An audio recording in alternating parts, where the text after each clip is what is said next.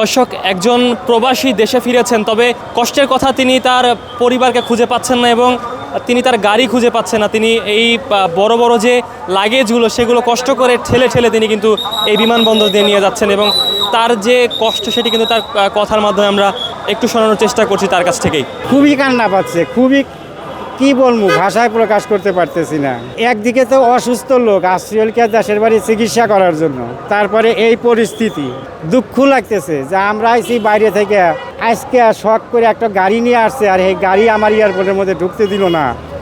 আমি এইভাবে ঠেলিয়ে ঠেলে নিতেছি, এতে তো আমার কাছে ওইটাই মনে হয় যে আমরা মনে হয় যে অপরাধী করছি। প্লেন থেকে নামছি, নামার পরে আমার গাড়ি আইছে, প্রাইভেট গাড়ি আইছে, সেই গাড়ি আমার মাল সামানা সহকারে আমাকে নিয়ে যাবে এই উড়াউড়ি এই ইয়ার জন্য, এই লোকজনের জন্য এয়ারপোর্টে কোনো প্রাইভেট গাড়ি, আমাদের প্রাইভেট গাড়ি ঢুকতে দিচ্ছে না, আমাদের মতো যারা গাড়ি নিয়ে বাইরে থেকে আসছি।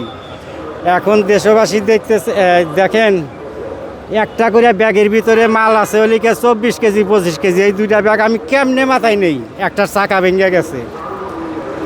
কালকে জাস্ট 2টার সময় ফ্লাইটে উঠছি, এ পর্যন্ত খাওয়াও নাই। আশা ছিল যে সকালবেলা যায় হয়তো সবার সাথে বসে এক মুঠো ভাত খাবো।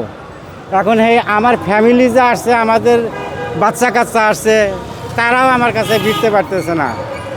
আমার কাছে, আমি বিদেশ থেকে আসছি, আমার কাছে কোনো টাকা নাই, মোবাইলে এমবি তুলে কথা বলমু, হে টাকাটা ফ্যামিলির কাছে।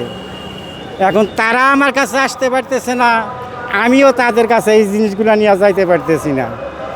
লাস্ট পর্যায়ে সিদ্ধান্ত নিলাম যে এই মাল সামানা হয়তো মাথায় নিমু, আর নইলে রাস্তার ভিতর যেমন টেনে টুনে নিয়ে দেই। তারা কোথায় আছে আমি তাও বলতে পারতেছি না, তারাই এখন কোথায় আছে আমি তাও বলতে পারতেছি না। আমার বাসা সিরাজগঞ্জ। সিরাজগঞ্জ যাবেন? আমি সিরাজগঞ্জই যাব। তাদের সাথে দেখা করিয়া তাদের সাথে তারাই আমাকে নিবার লেগে আসছে। এখন তারা কোন জায়গায় আছে, আমার মোবাইলে নেটও নাই, টাকা তুলমু কোন জায়গায় যায় টাকা তুলমু, এই এলাকার কয়েকটা জায়গাতে ঘুরলাম, হে দোকানও পাই না টাকা তোলা।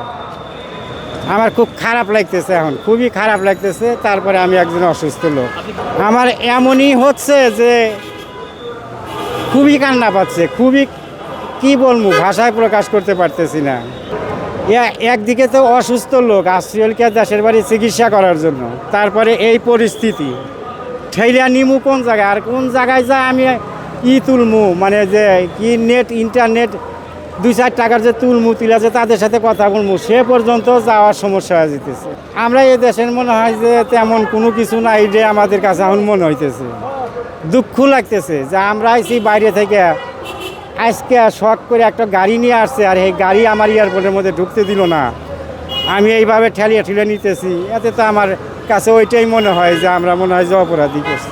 এখন কি বলবো, আমি তাদের সাথে সাক্ষাৎ করতে পারলে বড়ই ভালো, তারপরে আমি দেশে চলে যাব, তাছাড়া আর কিছু কি করার আছে, কেটা কি করব, আর কিছুই দেখতেছি নাই। আমার মেন সমস্যা, আমার পরিবার আমাকে নেওয়ার জন্য গাড়ি নিয়ে আসছে, আমার বিমান থেকে নামছি, বিমান থেকে নামার পরে বেরোমু, আর আমার গাড়ি ওই এয়ারপোর্টের ভিতরে ঢুকতে নিষেধ করছে। ওরা এয়ারপোর্টের থেকে অনেক দূর ফাঁকে আছে। এখন ওদের সাথে যে আমি যোগাযোগ করবো, ফোনে যোগাযোগ করবো, আমার ফোনে ব্যালেন্সও নাই, বিদেশি সিম। এদিকে ওই যে ওয়ান টাইমে এয়ারপোর্টের ভিতরে ফোন আছে, ওইটাতে 2বার করে কথা বলছি, ওইটা দিয়ে তাকেও ঠিক মতো পাই নেই। কে খাওয়া দাওয়া করেছেন? না, খাওয়া দাওয়া কালকে করছে, এ পর্যন্ত খাওয়া দাওয়া করি নেই। কে দেশে এসে কষ্ট হচ্ছে? কষ্ট বলতে কি, কষ্ট এর সাথে আর কি দেখামো, কালকে ভোর 4টার সময় খাইছি, এ পর্যন্ত খাওয়া দাওয়া নেই। আচ্ছা, এই যে কষ্ট, আপনার যে পরিবারের একজন যিনি কিনা বিদেশ থেকে আসতেন, তার তো দেশে আসতে কষ্ট হলো, এই বিষয়ে কি বলবেন? 6টার সময় এসে এটা একটু আনন্দ, আমি গাড়ি ঢুকতে দেয় না। আমরা 6টার সময় এসে প্রত্যেকটা রাস্তায় আটকাই দিয়েছে, বলছি আমাদের যাত্রী এসে দাঁড়া রয়েছে, আমাদেরকে ঢুকতে দেন, আমরা যাত্রী রিসিভ করার জন্য, কোনোভাবেই ঢুকতে দেয় না। আবার খালি মানুষ যে নিতে আসবো, লাখিজ একটা মানুষ 3টা লাখিজ নিয়ে আসতে পারে, বলছি আমাদের লাখিজটা আনতে সুযোগ দেন, কোনোভাবেই সেনাবাহিনী দিচ্ছে না, কোনোভাবেই আমাদের ঢুকতে দিতেছে না। আচ্ছা, আর তাকে যদি না পেতেন কি করতেন? আমরা তো এই 6টার থেকে তাকে খুঁজে বেড়াচ্ছি।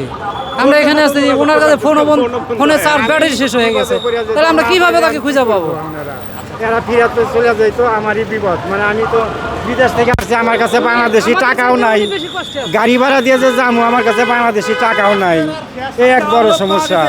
দর্শক, ঠিক বিদেশ থেকে এক প্রবাসী দেশে ফিরেছেন, তবে সকাল থেকে তিনি অনেক কষ্ট করে অনেক প্রতিবন্ধকতার শিকার হয়ে তিনি কিন্তু এই বিমানবন্দর থেকে বের হলেন এবং পরিবারকে খুঁজে পাচ্ছিলেন না, কল দিতে পারছিলেন না। যেহেতু আজকে দেশে ফিরছেন বিএনপির ভারপ্রাপ্ত চেয়ারম্যান তারেক রহমান এবং তার দেশে ফেরাকে কেন্দ্র করে কিন্তু এক নিরাপত্তার যে চাদর, ঠিক সেই চাদরের বেষ্টনীতে কিন্তু রয়েছে এবং ঠিক সেই নিরাপত্তার কারণে কিন্তু পরিবারকে খুঁজে পেতে কষ্ট হচ্ছিল তার, এমনটাই জেনেছি। দর্শক, দেখানোর চেষ্টা করছিলাম দেশের পত্র থেকে।